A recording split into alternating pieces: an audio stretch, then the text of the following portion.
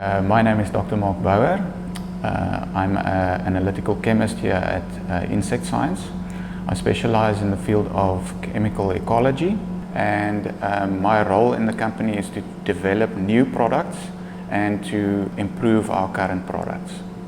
Basically, what I do is I try and isolate pheromones from insects, and then I try and identify the compounds. So the way we do this is we observe what the insects do. Once we find evidence of a pheromone being present in that system, we then sample the insects. So typically one would take the insects and put them in a dynamic headspace sampling facility, and then the volatiles that the insects produce are then captured on adsorbent material like Poropaque Q. These samples are then desorbed, so we use analytical solvents to extract the Poropaque, and then samples are generated which are then analyzed on the gas chromatography machine. We typically link a gas chromatography machine to an electroantennogram detector.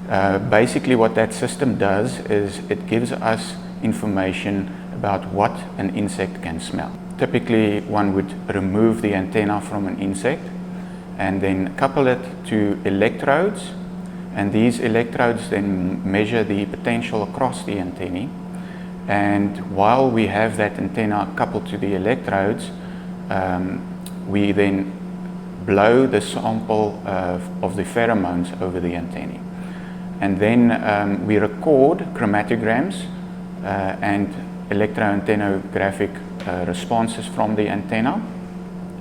And basically what happens is the antenna responds as soon as a compound eludes from the chromatographic column that stimulates the antennae. So these chromatographic peaks are then that give a response on the antennae are then candidate semiochemicals or pheromones for the insect system.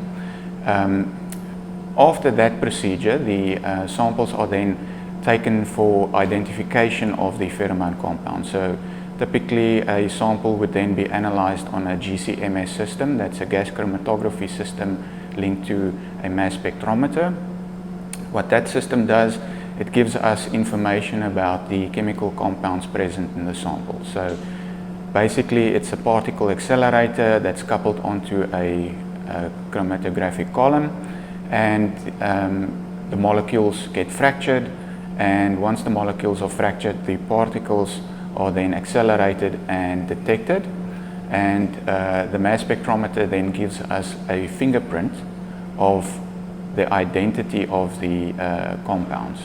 So the mass spectra that we generate in that system are then screened on known libraries like the NIST or Wiley database library, and then we get tentative identification of the unknown pheromone compounds.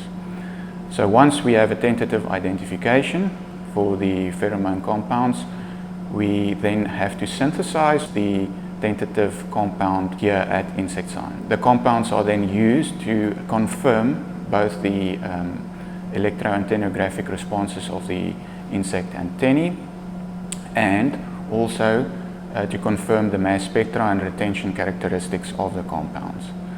Once that's done, we have to then quantify the amounts of the compounds that are released from the insects, and then mimic the pheromone signal artificially in lure devices.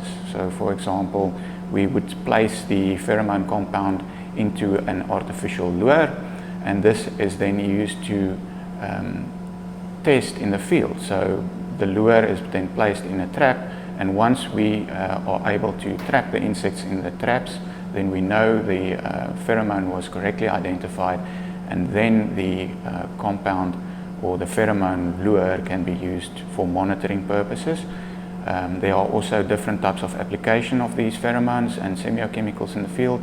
We can disrupt insects when we flood the environment with a large quantity of pheromone.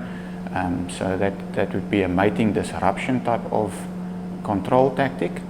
And We also continuously try and improve the products that we already have, and so we monitor how these lures release pheromone in the environment and quantify the amounts that are being released. In this way, we then know how much of the compounds are being released in the field, and we can then control insects based on an environmentally friendly way if one compares that to, for example, spraying toxic pesticides in the field.